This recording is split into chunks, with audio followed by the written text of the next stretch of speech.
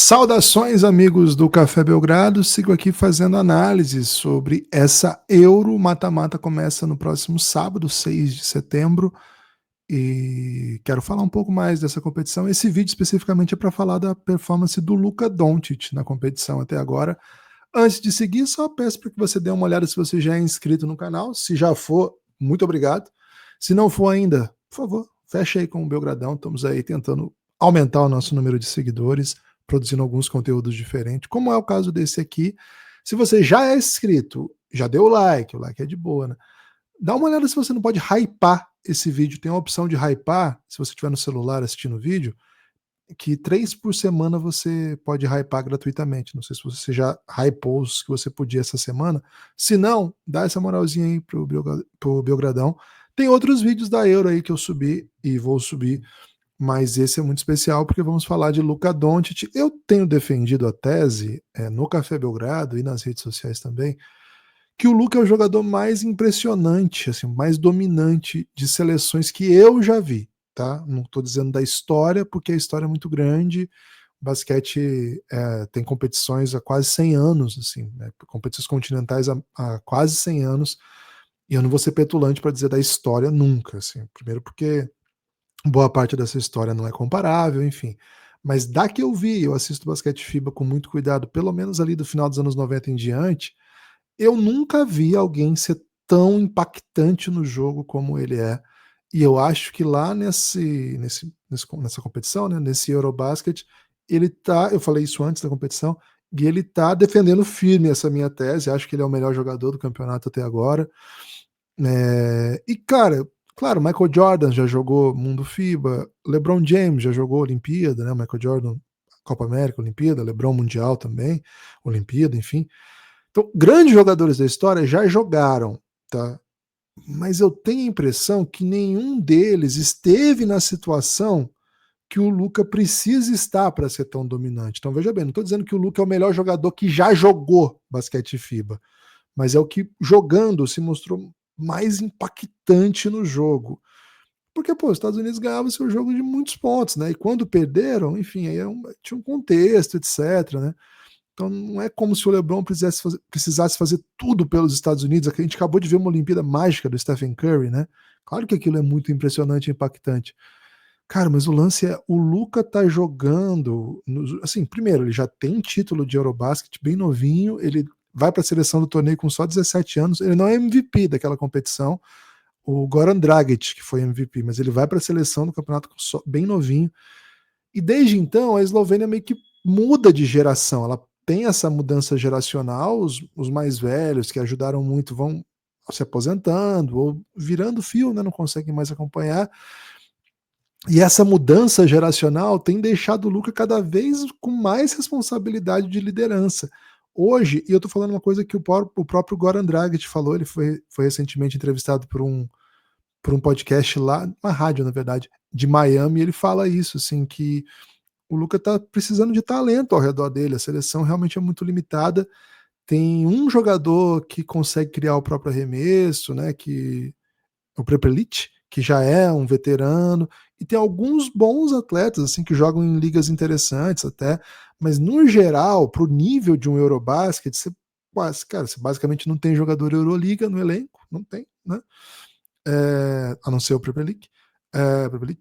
Você não tem grandes, assim, jogadores de clubes grandes da Europa, sabe, de maneira geral.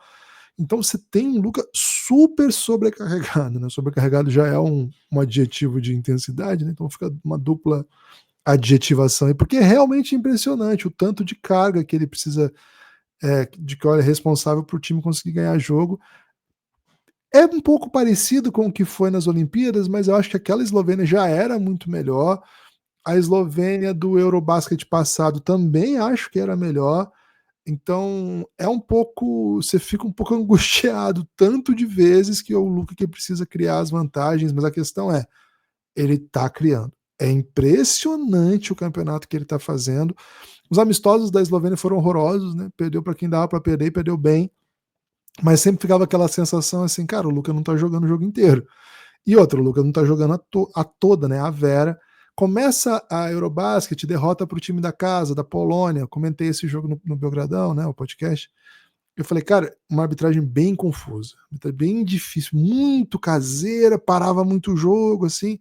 E a Polônia foi melhor no jogo. A gente teve uma noite do Lloyd que meteu 8 bolas de 3, se eu não me engano.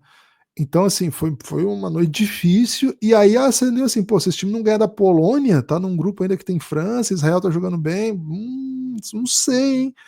Só que, cara, contra a França, esse time já jogou muito e Luka teve uma atuação incrível. Contra. Assim, aí pegou os times que tinha que ganhar mesmo, né? Porque se você vai para essa competição, você tem que ganhar de Bélgica e Islândia, é o normal. Até acho que o jogo contra a Islândia foi mais duro do que devia, mas é a vida. E aí, contra Israel, o Luka vem com uma das grandes atuações da sua carreira, a melhor atuação da competição do Luka, e muito, muito domínio, assim. Foi um jogo de domínio avassalador de Luka Doncic. Israel tinha acabado de vencer a França, para vocês verem o nível, tinha acabado de vencer a França, cara. E não achou o Luka. O Luka fez o que quis no jogo, pontuou adoidado, gerou o jogo. E isso tem sido uma coisa, né? Porque quando você vai enfrentar o Luka, por exemplo, pelo Lakers, pelo Dallas, qual que é o mais comum? Cara, você pode sobrecarregar a defesa nele, fazer ajuda, fazer dobra, mas é custoso fazer. Então você faz, mas não faz de uma maneira tão radical, tão agressiva, porque um passe simples para um bom pivô, o Lakers não tinha pivô, né? Mas o Dallas tinha. Um passe simples para um bom chutador de corner, ele vai meter essa bola. Um passe simples para um cara que faz drive, ele vai jogar situações de desvantagem, de vantagem numérica com a defesa correndo atrás. Então não é tão interessante pressionar o Luka o tempo todo. Cara, aqui na Euro os caras estão pressionando muito, estão fazendo dobra lá na primeira ação, estão fazendo, assim, se o Lucas chama pique, já tem a, o pivô, né, que ele chama para atacar, já fica e o marcador dele fica na dobra, ele meio que obrigando ele a soltar. E aí o jogo é até contra-intuitivo um pouco, porque o Lucas não dá o passe óbvio de primeira que a gente está acostumado, porque, pô, já não tá funcionando, sabe? Não é bem assim a dinâmica. Você não tem aquela dinâmica de, pô, você vê nesse bloqueio, já dá um passe no short roll, o cara ataca 3 contra 1, vem a ajuda do garrafão, você dá uma ponte aérea, o cara vem em terra. A gente vê muito isso na NBA, né? Não só do Luka, mas de vários jogadores que têm defesas mais agressivas. A Eslovênia não tem tanto isso, na verdade, não tem nada disso. Tem alguns jogadores que têm ajudado bastante jogando com a vantagem que o Luka joga. É curioso, mas boa parte do jogo da Eslovênia é baseado em ações que você já está com vantagem numérica, né? Então você tem bastante espaço para chutar para os demais, né? Para o Luka quase não tem. Os arremessos dele tem que ser criados por ele, mas para os outros tem. Cara, os pivôs da Eslovênia eles são um capítulo à parte, cara, porque chega a ser engraçado. Chega a ser engraçado porque eles recebem bolas lindas e eles raramente concluem. Quando conclui, assim, é um sofrimento que o cara acerta ou erra ali na bandeja, mas pega o rebote ele mesmo e vem um outro amigo e pula. E assim, é normal, né, cara? É uma seleção que tá dando essa transição, até o próprio Dragic fala isso lá na entrevista, eles estão com 2 ótimas gerações. Acho que o Dragic fala de uma só, mas são 2. Já teve finalista de europeu, semifinalista de mundial. Então a Eslovênia vem muito bem na evolução, e acho que daqui 3 ou 4 anos você vai ter alguns jogadores da Eslovênia chegando a nível de Euroliga e tal, e acho que esse time vai ser bem mais perigoso. E é engraçado que antes do Luka a gente tinha alguns eslovenos, né? A gente lembra daquela geração que tinha Erasen Lorbek e Jaka Lakovic, que até foi técnico, né, da Eslovênia também. Tinha Bohan Akbar, tinha Beno Udrih, Sasha Vujacic, caras que chegaram na NBA, Rashon Nesterovic, que inclusive é padrinho do Luka. Então, assim, é engraçado que na hora que ou a Eslovênia tem vários ótimos nomes, e cara, claro que o Goran Dragic é o maior, né, antes do Luka, ou tem esse melhor jogador, talvez um jogador, como eu disse, né, mais impactante que eu já vi do mundo FIBA, da década do século, então, mas aí não tem tanto apoio, né? O único momento geracional que eles se cruzaram ali foi em 2017, no Eurobasket, só que, cara, o Luka tinha só 17 anos, ele era muito novo, e o Dragic estava ali assim, no pós-auge, mas ainda muito bem. Estava caminhando para um momento mais de decadência da carreira, mas estava muito bem. O time ainda tinha o Anthony Randolph, que foi naturalizado americano, jogou no Real Madrid muitos anos, que, pô, não consegue mais. Inclusive, depois eles naturalizaram o Mike Tobey, que, pô, ajudava muito. E agora eles tentaram o Nebo, acho que é assim que pronuncia o nome dele, se não for, desculpa. E, cara, o cara não veio para jogar. O cara naturalizou e não veio jogar. Isso é foda, porque, assim, a gente sabe que o Eurobasket tem muito disso, de naturalização. É do jogo, é assim que funciona, e aí o cara não vem para naturalizar, não vem para competição, e aí ficou assim, não, é o Milan que não deixou, até teve uma declaração engraçada do Luca, né, falando assim, pô, mas o Lakers deixa o Milan não, que papo é esse, né? Enfim, o lance é que o próprio pai do Luca, que faz parte da federação, aliás, ele tá ficando no banco, tem até viralizou ali um vídeo dele enterrando na cabeça do pai, eu vi na Matoco TV. Cara, o pai do Luca deu uma entrevista, falou assim, cara, ele ganhou essa cidadania para jogar. Se ele não vai jogar, nós vamos entrar com para pedir para revogar. E aí, por que que isso ninguém quer que aconteça? Porque daí o cara vira estrangeiro na Euroliga, entendeu? O cara, sendo esloveno, ele pode jogar a Euroliga com o estatuto de jogador local. E ao ser local, seu salário aumenta muito mais. As pessoas competem para ter você, sabe? Então a Eslovênia ainda levou essa péssima. Assim, foi mal nessa, né? Não conseguiu um cara que estava comprometido com o projeto, ou não conseguiu convencê-lo, não sei como que a gente caracteriza isso, mas então não tem também o naturalizado, né? Então aquele time de 2017 foi um respiro. Enfim, Luca tá jogando muito, as médias são assombrosas, as médias do Lucas são assombrosas. Média de NBA jogando 33 minutos no Eurobasket, cara. 32 pontos por jogo, 8 assistências e 8 rebotes, 3 roubos, né? Ele é o líder de roubos da competição, exótico isso. Não vou entrar nessa de, esse é o skinny Luca, o Luca que defende. Cara, eu vendo o Luca pela seleção eslovena, ele tá fazendo um campeonato que eu tô acostumado a ver. De extremo domínio, o cara mais influente do jogo, um cara que se irrita pra caramba com a arbitragem, tá sempre falando, já tomou técnica na competição, já jogou pendurado, aliás, ele tem acostumado a jogar pendurado. No último jogo contra Israel, ele joga com 4 faltas desde o terceiro quarto, aí tem que tirar ele volta pro final. E é engraçado esse jogo, porque o Eslovênia jogando muito, o Luca faz a quarta falta, o técnico não tira, curioso, né?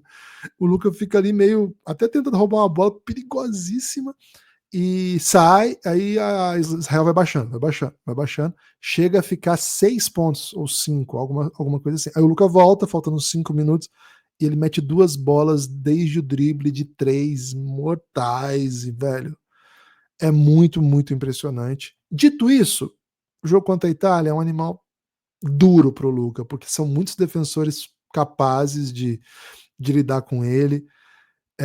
Tendo a achar que a gente pode ter uma defesa que seja um pouco mais, assim, que confie um pouco mais nos defensores, porque tem muitos jogadores versáteis ali e dá para fazer uma rotação. Acho que o Luca vai ter dificuldade assim com um contra um inicial. Se a Itália vier com uma defesa bem agressiva no Luca, acho que os demais, né, ficam bem mais confortáveis para jogar. Cara, até agora eu não me lembro. Posso assim, teve muito jogo já, né, cara? Não sei se eu vi tudo. Mas eu não me lembro de alguém que tenha apostado assim, pô, vamos deixar o Luca aí ver o que ele vai fazer com a gente, não vamos deixar mais ninguém pontuar. É difícil porque ele machuca muito, né? Ele vai fazendo cesta, mas a bola de 3 vai lá embaixo, sofre muita falta, né? Os caras jogam muito físico, então ele sabe usar isso também. Então, não sei muito bem.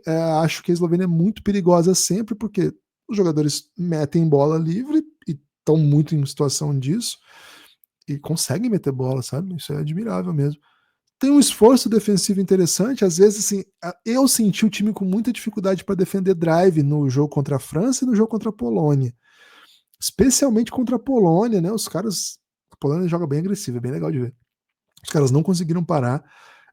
Teve que meter uma zona, assim, para ver se parar de tomar drive. Foi uma coisa meio foda.